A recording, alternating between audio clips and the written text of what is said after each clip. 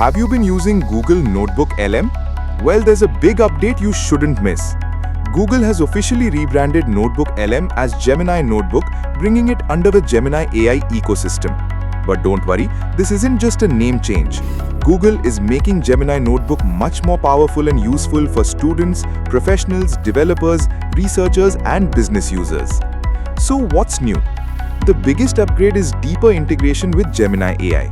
Instead of simply chatting with your documents, Gemini Notebook can now perform advanced tasks like writing and running Python code, analyzing data sets, creating charts, generating presentations, spreadsheets, PDFs, and even visual reports, all within your notebook.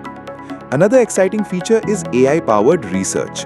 Earlier, you had to upload documents first. Now, you can simply enter a topic, and Gemini Notebook can search for relevant sources, organize them into a notebook, and help you understand complex information much faster. But here's what makes Gemini Notebook different from the regular Gemini chatbot.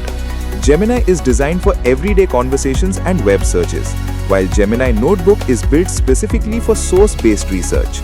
Every answer is grounded in your uploaded files or selected sources, making the responses more reliable and easier to verify. For IT professionals, this is a game changer.